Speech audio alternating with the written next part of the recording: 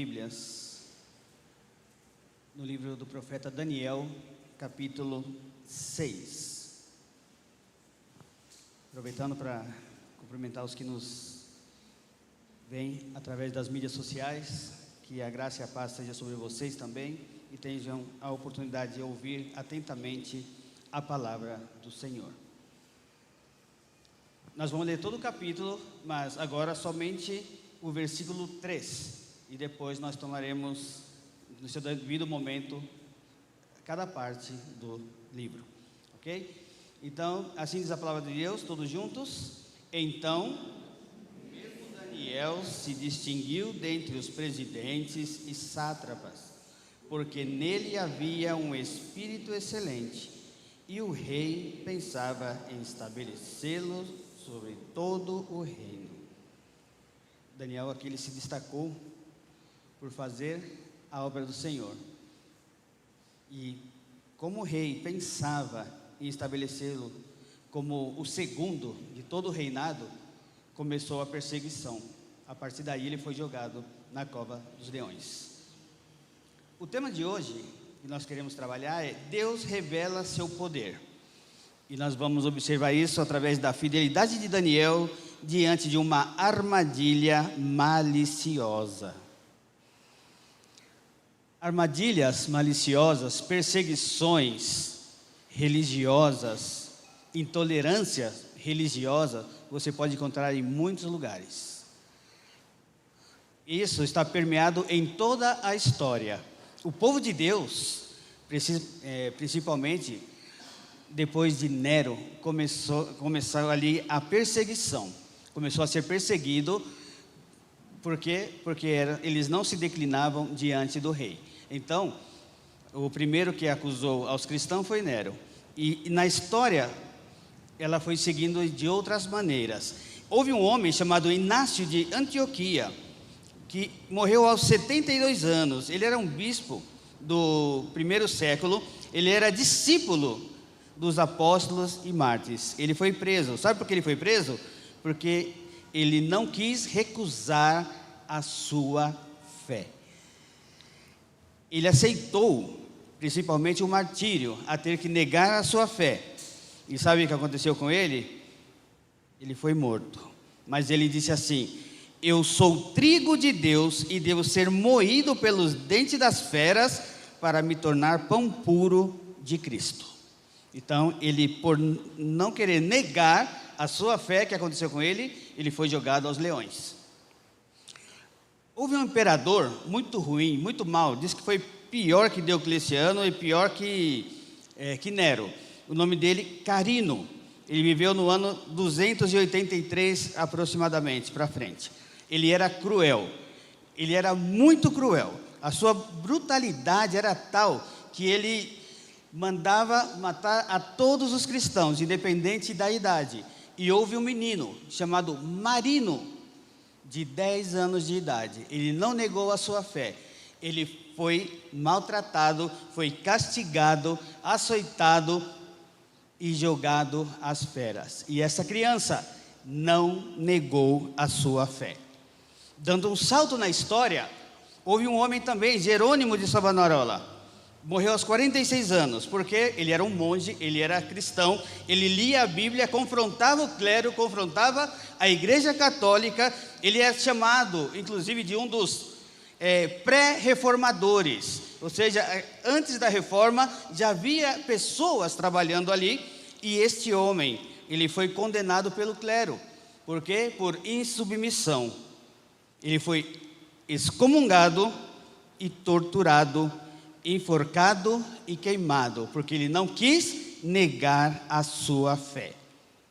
Tertuliano, um homem que defendia a fé cristã, ele disse algo que essa frase ecoa até os dias de hoje. Ele disse: o sangue dos mártires é a semente da igreja. Ou seja, a perseguição,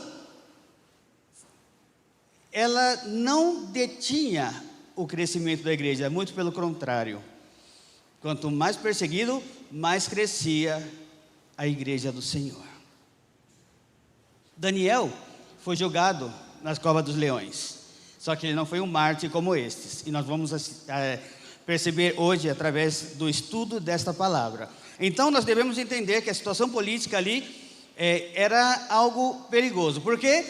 Porque o rei estava, o imperador, como você queira dizer, ele estava com boas intenções. Ele queria colocar Daniel como o segundo do seu reinado, assim como aconteceu com José. Depois da interpretação do sonho, disse que José ele foi o segundo.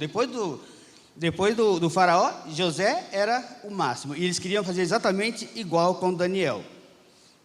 Precisamos tirar aqui uma ideia que acontece geralmente. Sempre quando falamos de Daniel, nós sempre pensamos no jovem Daniel, como já foi exposto aqui no capítulo 1.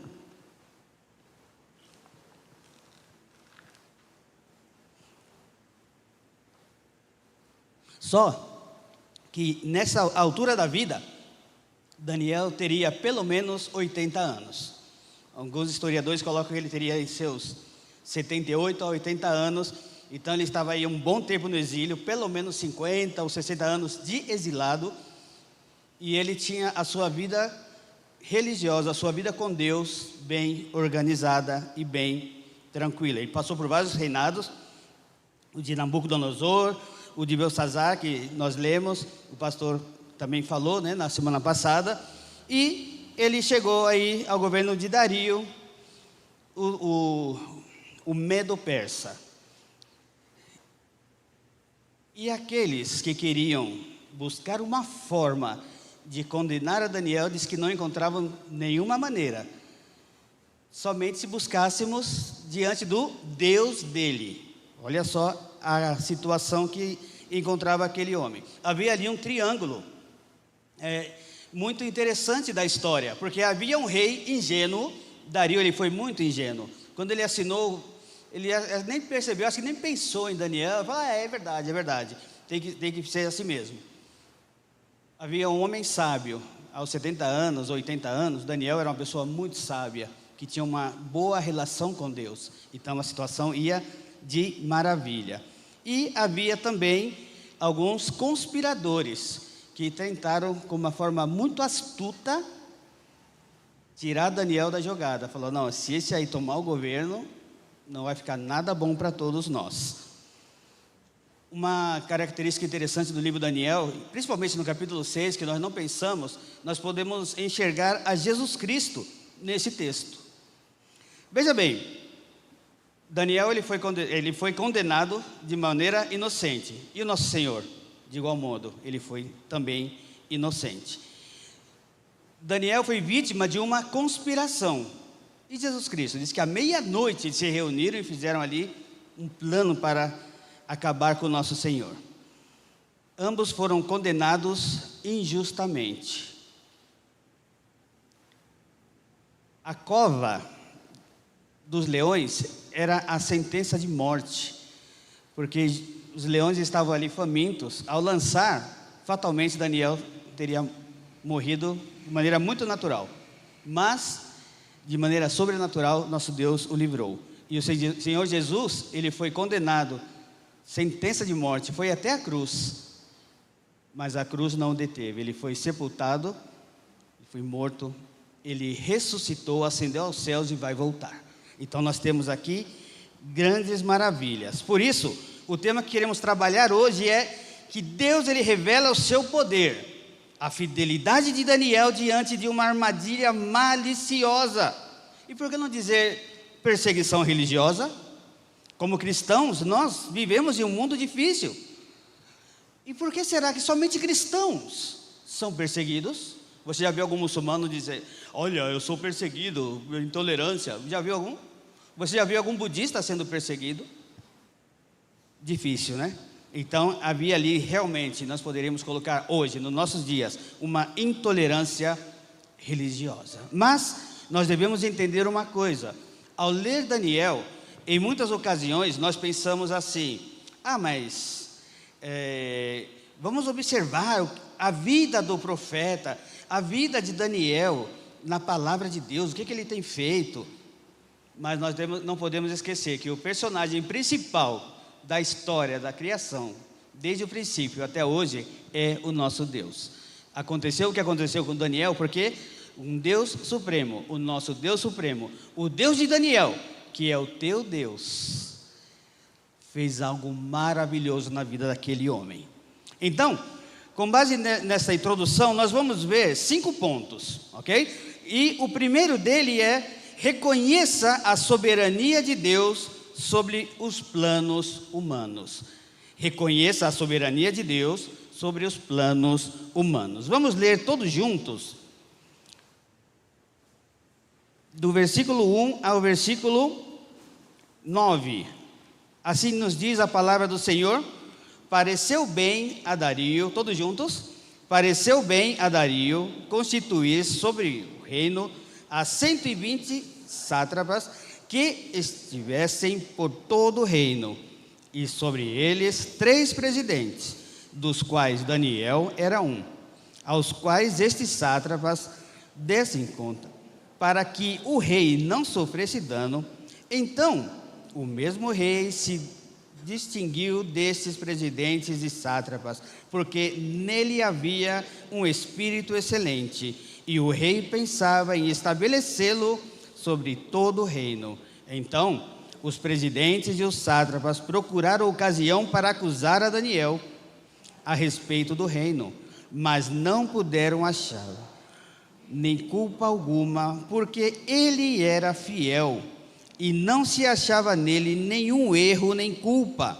Disseram, pois, estes homens: nunca acharemos ocasião alguma para acusar a esse Daniel, se não procurarmos contra ele na lei do seu Deus. Então esses presidentes e sátrapas foram juntos ao rei e lhe disseram: ó rei Dario, vive eternamente.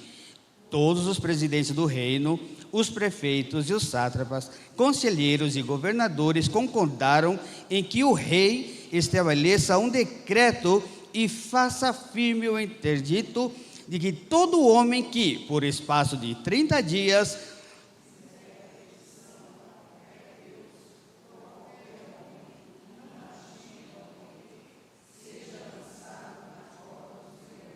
agora, pois, ó rei, sanciona o interdito e assina a escritura, para que não seja mudada segundo a lei dos medos, dos persas, que não se pode revogar.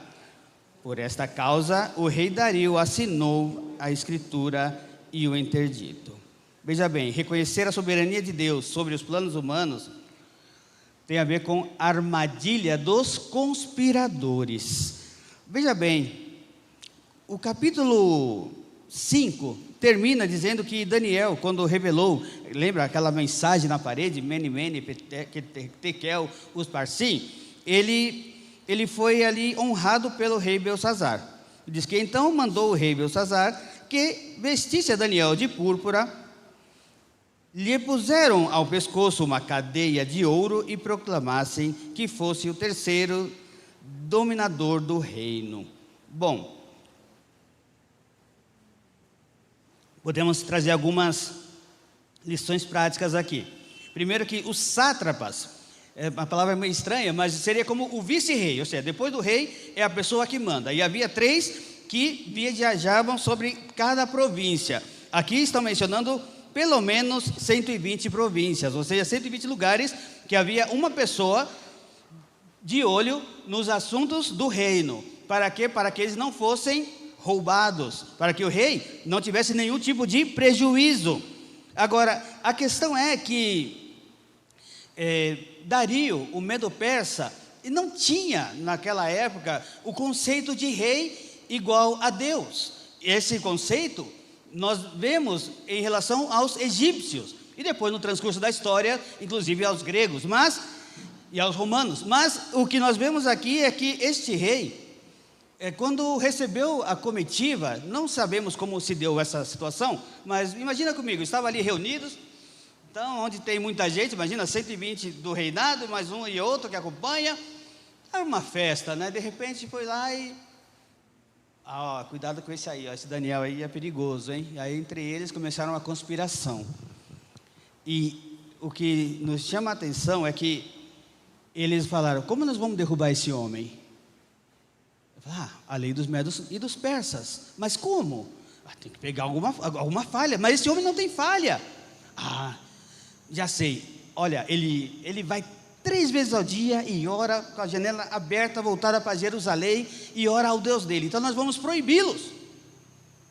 Que boa ideia. Imagina a conspiração, irmãos. E assim se deu. Então, quando deu essa lei dos medos e dos persas, é uma expressão que até o dia de hoje nós ocupamos até mesmo sem saber. Sabe aquele ditado popular? Palavra de rei não volta atrás. A partir daí. Então, até hoje existe isso. Ou então, quando é algo que já temos muito bem definidos, ou a igreja tem muito bem definida, olha, isso é tratado medo-persa, não mexe com isso que você vai ter problemas. Então, nós podemos observar aqui que a questão era dos irrevogáveis. Mas, se nós lermos o texto, disse que eles procuraram uma forma de acusar a Daniel, e sabia que somente havia uma maneira, através do seu Deus. Muito bem, então, com base nisso, nós vamos entender que Dario, ele se sentiu lisonjeado. Falou: olha, o pessoal tem que orar somente para mim, se não pedir para mim, vai ser condenado. Dario, acho que nem imaginava que Daniel estava nessa situação. Mas, vamos observar a conspiração sendo consumada. No capítulo 6, do versículo 10 até o versículo 15, nós podemos ver a fidelidade de Daniel e a resposta dele. E isso é uma base para o nosso segundo ponto desta noite, que é: você e eu devemos permanecer fiel a Deus, mesmo sob pressão. Você sofre pressão no trabalho? Você sofre pressão na escola? Nós sofremos pressão de todo quanto é lado. Pressão política, econômica, social. Tem lugares que você jamais pode abrir a tua boca e dizer que é cristão, porque sabe que vai ser perseguido. Se você está dando aula e falar algo a favor de Jesus Cristo, você tem problema. Tem aquele filme, Deus não está morto, né? Uma das causas é que a professora falou de Jesus em sala de aula e teve um problemão, e aí desenvolveu todo o assunto. No hospital, você ali como enfermeira ou enfermeiro ou médico, você está ali e... mas como é que eu falo? Olha, a tua situação é impossível, mas tem um Deus que pode sarar. Não, mas aí eu vou ter problema no trabalho. Então, nós temos pressões em tudo quanto é lado, mas Daniel, ele não estava nem aí. Ele seguiu a vida porque ele confiava no Deus que ele servia. Então, quando nós falamos do segundo ponto, nós podemos ler que Daniel, pois, quando soube que a escritura estava assinada, entrou em sua casa e em cima do seu quarto, onde havia janela aberta do lado de Jerusalém, 3 vezes por dia se punha de joelhos e orava, dava graça diante do seu Deus, como costumava fazer. Versículo 11: então aqueles homens foram juntos e, tendo achado Daniel a orar e a suplicar diante do seu Deus, se apresentaram ao rei, e a respeito do seu interdito real lhe disseram: não assinaste o interdito que por espaço de 30 dias todo homem que fizesse petição a qualquer Deus ou a qualquer homem que não a ti, ó rei, fosse lançado na cova dos leões? Respondeu o rei e disse: essa palavra é certa, segundo a lei dos medos e dos persas, que não se pode revogar. Então responderam e disseram ao rei: esse Daniel, lá dos exilados de Judá, não fez caso de ti, ó rei, nem do interdito que assinaste. Antes, 3 vezes por dia faz a sua oração. Tendo o rei ouvido estas coisas, ficou muito penalizado e determinou consigo mesmo livrar a Daniel. E até o pôr do sol se empenhou por salvá-lo. Então aqueles homens foram junto ao rei e lhe disseram: sabe, ó rei, que é lei dos medos e dos persas, que nenhum interdito ou decreto que o rei sancione se pode mudar. Até aqui o versículo que lemos. A palavra do rei não pode voltar atrás.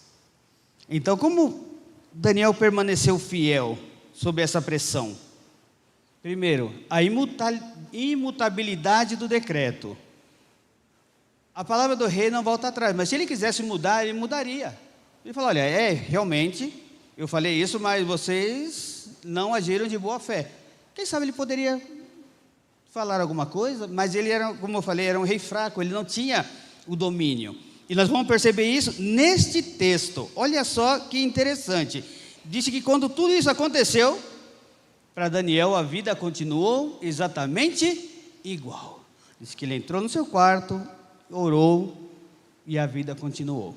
Sabe que essa expressão, né, o quarto de oração, é algo muito interessante que os puritanos resgataram. Diz que toda casa você teria que construir, você tinha lá o quarto do casal, o quarto dos filhos, você tinha o quartinho da bagunça, mas você tinha o quartinho da oração. Você vai encontrar isso naquele filme, Quarto de Guerra, não sei quantos assistiram, que tinha um quartinho ali e a pessoa colocava vários pedidos e oração. Então, essa era uma prática que era muito real. Então, era muito natural. Quando eu falo que entrou no quarto, o próprio Senhor Jesus disse, olha, você, quando entrar no teu quarto para orar, então é porque a pessoa tinha ali o espaço reservado. Você, quem sabe, hoje pode orar no teu quarto. Quem sabe, é difícil até dizer, né? Mas olha, orar na cama é perigoso, porque se você orar deitado, você começa com o Senhor Jesus e o amém vai ser só no outro dia, porque você vai dormir, porque o quarto é lugar de deitar, mas de repente você fica ali do lado da cama, de joelhos ou em pé ou sentado, como você puder, mas que ore, que tenha um lugar para orar. Sabe que um teólogo muito conhecido, chamado Matthew Henry, ele disse assim, que quando o povo de Deus começou a deixar de lado o quartinho de oração, a ruína do povo só aumentou. Será verdade isso? 300 anos atrás ele disse isso. Como que está o povo de Deus? Hoje em dia você nem fala se o povo de Deus tem um quartinho de oração. Você pergunta, o irmão ora pelo menos? Ah, sim, eu oro. Que tanto você ora? Nós devemos tomar muito cuidado. Então, quando diz que ele entrou no quarto diante do seu Deus, aqui sugere uma ação cerimonial, ou seja, era algo muito sério, e ele se inclinava, se prostrava e orava ao Deus de Israel. E então, olha só, esses homens diziam que ninguém podia nem orar e nem fazer petições alguma a quem? A nenhum Deus, senão ao Senhor. Para Daniel a vida continuou. E era uma prática de Daniel, tanto que no capítulo 9, menciona outra vez esse aspecto. No capítulo 9, versículo 3 de Daniel diz assim, então voltei o meu rosto para o Senhor Deus, para buscar com oração e súplica, em jejum e com saco de cinza. Ou seja, ele se humilhou na presença do Senhor. Nós temos o hábito de mencionar grandes servos de Deus que tinham vida de oração. Há um deles, chamado George Miller, que disse que quando ele orava, os que o conheciam falavam, quando esse homem ora, Deus ouve e responde rapidamente. Então tem muita gente que conhece as orações desse homem, um servo de Deus. Ele é conhecido pela sua confiança no Senhor. Mas nós temos um exemplo muito maior, o próprio Senhor Jesus. Em Mateus capítulo 17 diz que ele orou por nós. Os discípulos disseram, Senhor, ensina-nos a orar. E ele fala, tá bom, quando vocês orarem, os que estão no grupo familiar vão entender. Passo a passo, antes de começar a oração do Senhor. E a petição, e o tema do estudo do grupo familiar é, Senhor, ensina-nos a orar. E nós devemos retomar isso, irmão. Pedir, Senhor, ensina-nos a orar. Devemos que revisitar a oração dominical. Devemos revisitar a oração do Senhor, porque o Senhor Jesus nos deu grande exemplo. Mas veja bem, nesse texto nós temos um contraste que possivelmente passe desapercebido por muitos. Diz que, no versículo 12, que diz que eles se apresentaram ao rei. Fica bonita essa tradução, mas na verdade, ali a intensidade da ação é muito maior. Então, o que ele queria dizer ali, o escritor, podemos pensar, é que eles tumultuaram. Imagina, 120 homens chegando na sala do rei, aquela bagunça, e o rei sem saber o que estava acontecendo, e queria que o rei falasse de uma vez e já sancionasse, falar: olha rei, você falou, é tratado de Medo-Persa, Senhor. Eles queriam tumultuar para não dar tempo do rei pensar: mas se eu disser isso, pobre Daniel. Não, mas se eu falei, agora não tem jeito. Porque primeiro eles falam: rei, não é verdade que o senhor escreveu? Que o senhor assinou? Assinei o decreto, é verdade. Rei, palavra de rei não volta atrás, né? É verdade. Tá, sabe rei, Daniel, aquele de Judá, ele fala com desprezo, fala: aquele lá dos exilados, ele não te respeita, ó rei. Essa é a tradução mais literal, diz que eles não, que Daniel não respeitava o rei. Desde quando Daniel desrespeitou o rei? Em momento algum, mas eles colocaram palavras na boca do rei, e o rei ficou ali, sem maiores condições de responder. Bom, se eu falei, está falado, né? Vai ter que obedecer. Então ele falou: Daniel não te respeita. Mas Dario respeitava Daniel. A prova é que nos versículos posteriores nós vamos observar que o rei Dario, no outro dia ele vai procurar Daniel. Mas antes, vamos trazer para nós um ensinamento muito prático.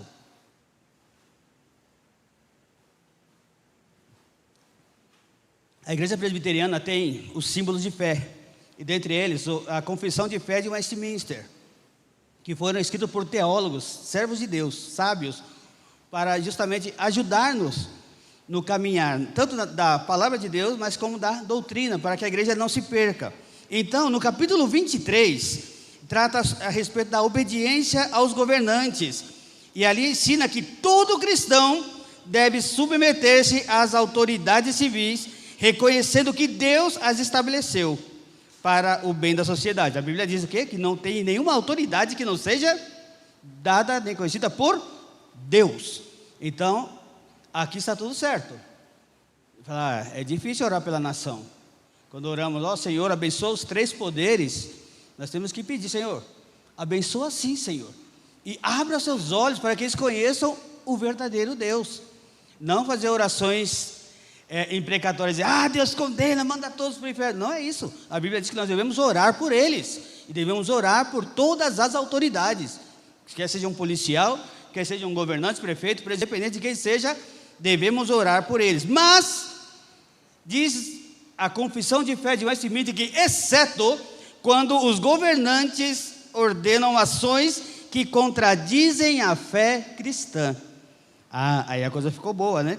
Em tais casos, diz assim, que qualquer autoridade terrena ou terrenal, você pode desobedecer.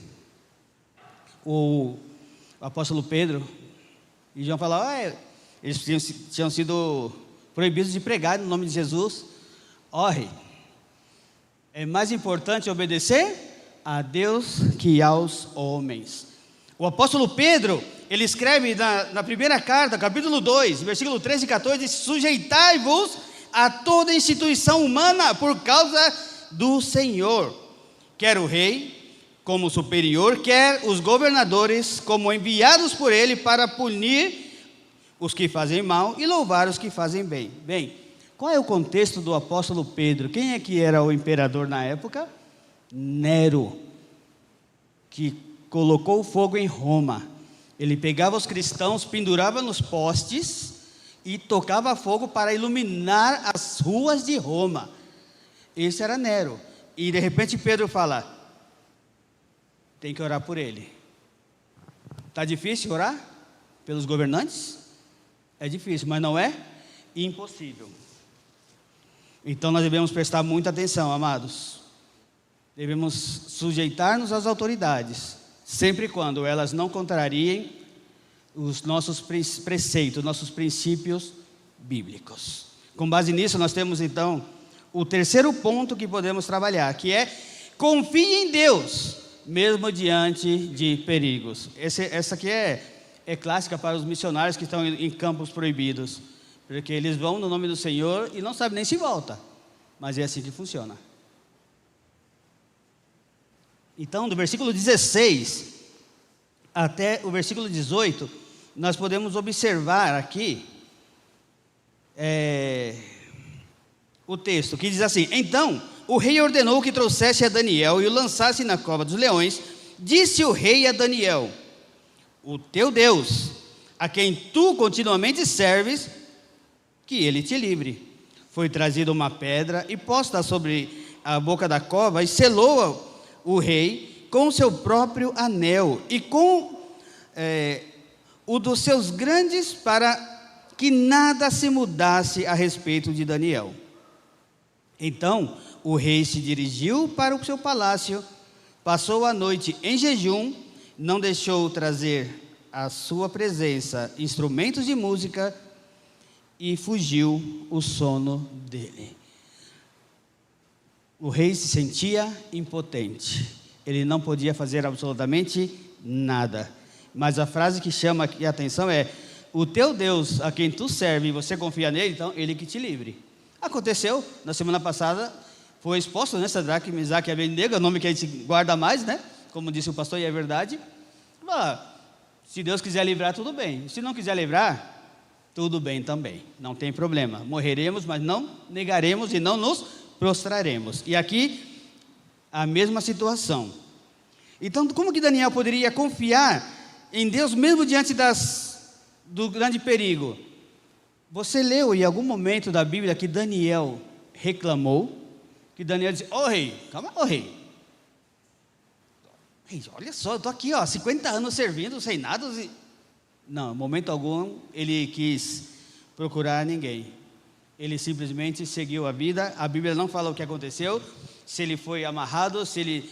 Eu disse: não, pode ser que eu vou sozinho, não tem problema não, pode jogar lá que não tem problema. Não sei, a Bíblia não diz, nós podemos pensar, mas a situação é que esse rei pagão, Dario, ele diz que não dormiu, perdeu o sono, diz que jejuou, ou seja, perdeu a fome, nem música ele queria. Ele estava...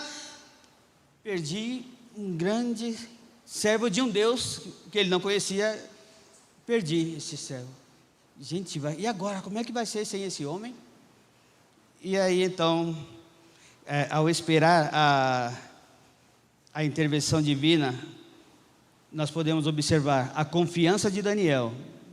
A Bíblia não diz em momento algum que ele brigou, ou que ele quis fazer algo contra aquelas pessoas. A Bíblia não diz, só diz que o rei perdeu o sono, ele fugiu. Sabe quem tem que perder o sono?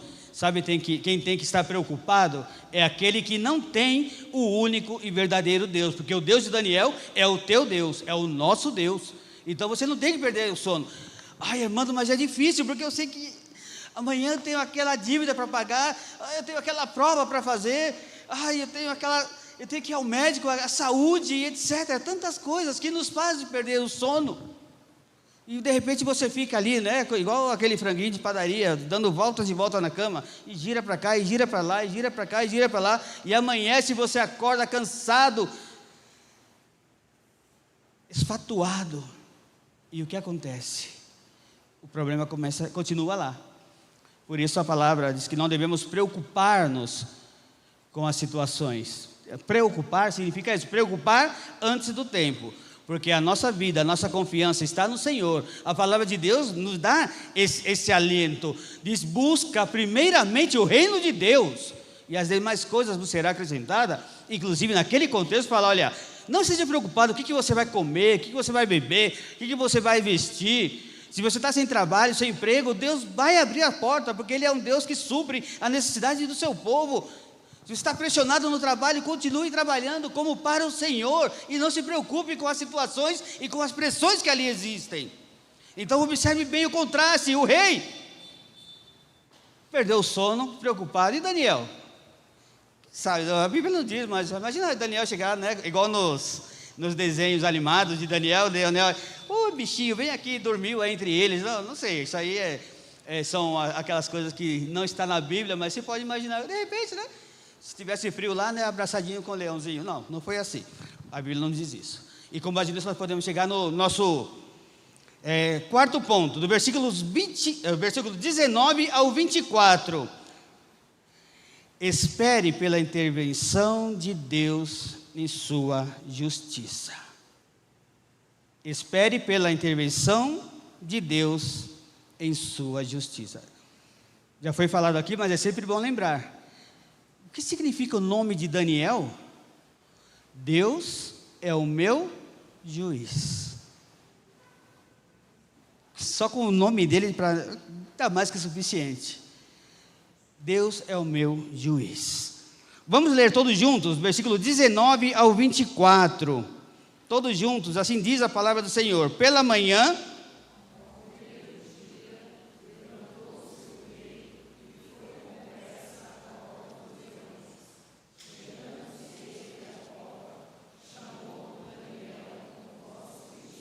e disse: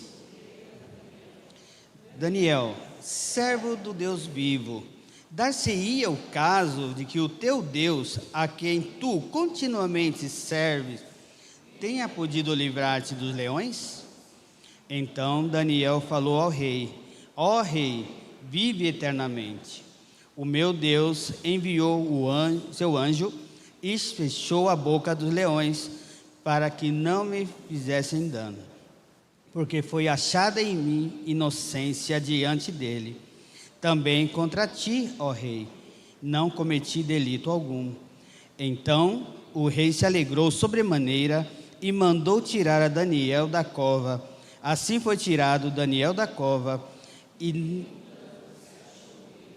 porque crera no seu Deus. Ordenou o rei, e foram trazidos aqueles homens que tinham acusado a Daniel e foram lançados na cova dos leões. Eles, seus filhos e suas mulheres, e ainda não tinham chegado ao fundo da cova, e já os leões se apoderaram deles e lhes esmigalharam todos os ossos. Gente, que texto! Percebeu que Daniel jamais desrespeitou ao rei? Tanto quando o rei pergunta: ó rei, vive eternamente. Ou seja, ele saudou como deveria ser. E falou: rei, o Senhor enviou anjo aqui e nos guardou e nos protegeu. Então, Daniel ele foi tirado da cova sem nenhum arranhão. Olha só que interessante. Mas sabe, a Bíblia fala daqueles que vão contra o povo de Deus. Sabe aquela situação que você vê adversa, vê situações em tantos lugares e diz: ai, será que Deus não está vendo isso? O povo de Deus está sofrendo. Você acha que Deus não está vendo? Deus, ele vai fazer a sua justiça no dia final. Então, observe que a palavra de Deus, lá em Provérbios 19, versículo 5, diz: a falsa testemunha não ficará impune, e o que profere mentiras não escapará. Uau! É forte, irmãos. Você lembra lá no livro de Esther, que havia Amã? E Amã queria pegar Mordecai no pulo, né? Porque ele não se dobrava diante do rei. Falou: não, eu vou pegar esse cara. Sabe o que ele fez? Preparou uma forca. E a palavra de Deus diz lá em Esther, no livro de Esther, capítulo 7, versículo 10: e assim Amã foi enforcado na forca que ele tinha preparado para Mordecai. Então a ira do rei se aplacou. Tá vendo? Não estou desejando mal para ninguém, para nenhum governante, para nenhuma pessoa, porque nós não devemos fazer isso.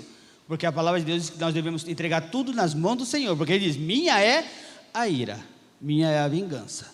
Não é para fazer isso. Você tem que orar e falar: Senhor, em tuas mãos, o Senhor é o meu juiz e o Senhor sabe de todas as coisas.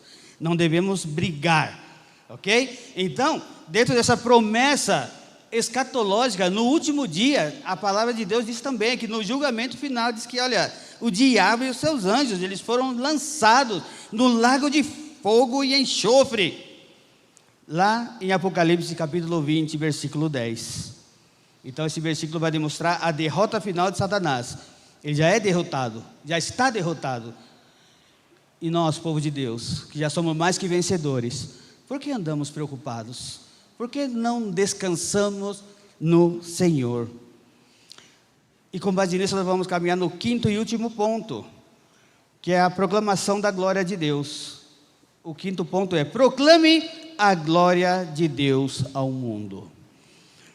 no versículo 25 até o 28 diz assim: então o rei Dario escreveu aos povos, nações e homens de todas as línguas que habitam em toda a terra: paz vos seja multiplicada. Faço um decreto pelo qual, em todo o domínio do meu reino, os homens tremam e temam perante o Deus de Daniel, porque ele é o Deus vivo e que permanece para sempre. O seu reino não será destruído e o seu domínio não terá fim. Ele livra e salva e faz sinais e maravilhas no céu e na terra. Foi ele que livrou a Daniel do poder dos leões. Daniel, pois, prosperou no reinado de Dario e no reinado de Ciro, o persa. Proclamar a glória de Deus ao mundo. Quem proclamou a glória de Deus ao mundo? Foi um crente? Foi Daniel? A Bíblia diz que foi quem?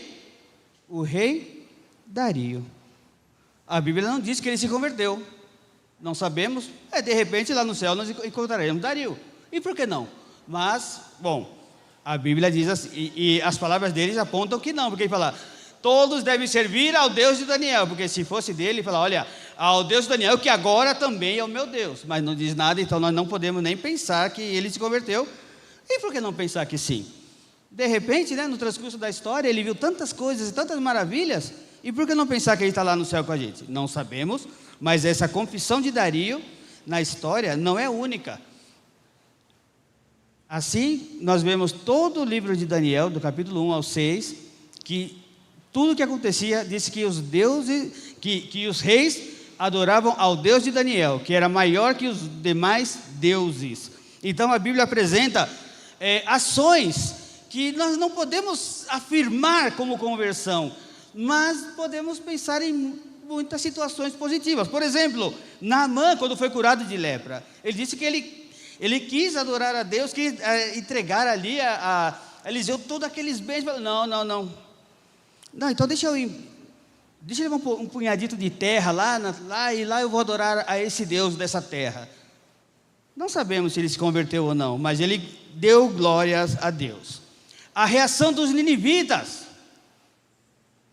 quando quando Jonas disse: eu sirvo ao Deus dos céus, do mar e da terra, tudo o que está acontecendo nessa tempestade é por minha culpa, por minha desobediência, pode jogar ao mar que tudo vai se acalmar. E realmente se acalmou.